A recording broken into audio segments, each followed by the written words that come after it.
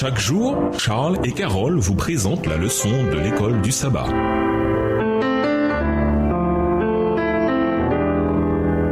Bienvenue dans votre émission Dieu nous parle. Nous raison de vendredi. Pour aller plus loin, nous vous invitons à lire le chapitre Joseph en Égypte du livre Patriarches et prophètes écrit par Ellen G. White.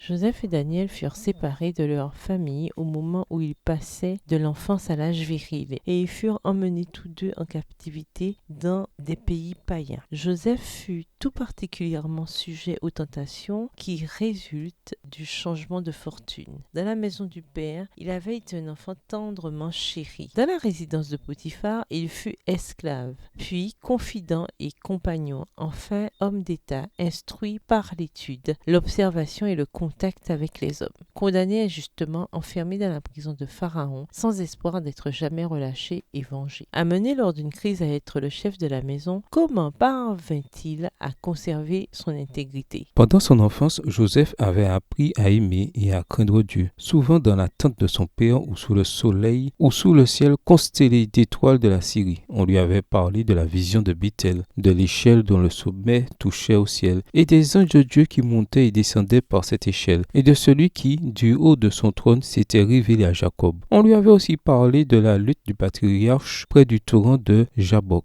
alors que, renonçant au péché dans lequel il trouvait encore du plaisir, Jacob sortit vainqueur et reçut le titre de prince de Dieu. Tandis que, tout enfant, Joseph paissait les troupeaux de son père. L'existence pure et simple qu'il menait avait favorisé le développement de ses énergies physiques et mentales. En communiant avec Dieu par la nature et l'étude de grandes vérités qui avaient été transmises comme un dépôt sacré de père en fils, son esprit s'était affermi et ses convictions s'étaient confirmées. Dans la crise de sa vie, alors qu'il faisait le voyage de Canaan en Égypte, où il allait être réduit à l'esclavage, regardant pour la dernière fois les collines derrière lesquelles se trouvaient les tentes de son père, Joseph se souvint du Dieu de Jacob. Il se rappela les leçons de son enfance et prit la résolution d'être fidèle et de se comporter comme un sujet du roi des cieux. Extrait du livre Éducation, les pages 48 à 50, écrit par Ellen G. White. À méditer. Comparez Joseph avec Daniel et Jésus. Quels sont leurs points communs? En quoi Joseph et Daniel, chacun à leur manière, révèlent-ils des aspects de Jésus et de comment Jésus serait? En classe, parlez de la question posée à la fin de l'étude de jeudi. Comment apprendre à faire confiance à Dieu quand les choses ne se passent pas aussi bien pour nous qu'elles se sont passées pour Joseph en définitive? Au revoir. Et à demain si Dieu veut.